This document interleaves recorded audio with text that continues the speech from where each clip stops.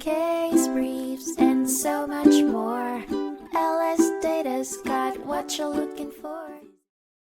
In a riveting turn of events, the Supreme Court of the United States revisited a 2009 legal case concerning the disposal of hazardous substances. The central question of the case was to what extent parties who arrange for the disposal of hazardous substances could be held culpable for any resultant environmental contamination, particularly in the absence of explicit intentions to cause harm. The narrative of the case unfolded in Arvin, California, where Burlington Northern and Santa Fe Railway Company owned a chunk of former farmland. This piece of land was leased by Brown Bryant, Inc., or B&B, an agricultural chemical distribution business, who not only used chemicals purchased from Shell on this site, but also extended their operations onto it. The farmland, however, had an unlined sump and drainage pond, a significant oversight that would allow wastewater and chemical runoff from B&B's activities to bleed into the groundwater. The quagmire began to get sticky when the land, which once nourished crops, was found to be contaminated. Both Shell and the railroads were identified as potentially responsible parties, PRPs,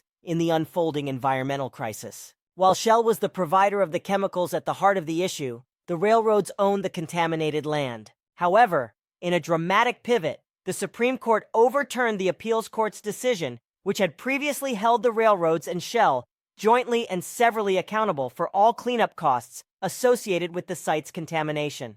The Supreme Court went on to uphold the district court's allocation of the cleanup costs. It was ruled that the railroads were liable for only 9% of the remediation costs, a decision that was reached in spite of little evidence determining the actual extent of the contamination.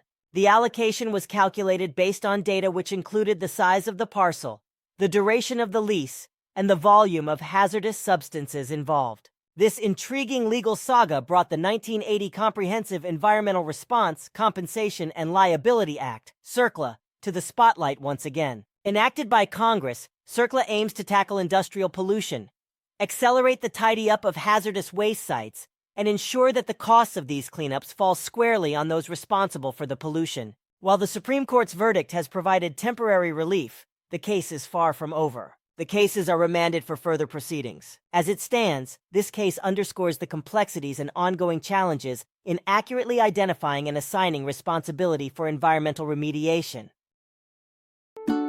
Case briefs, and so much more. LSData's got what you're looking for. Visit lsd.law, elevate your mind. Leave the stress of class.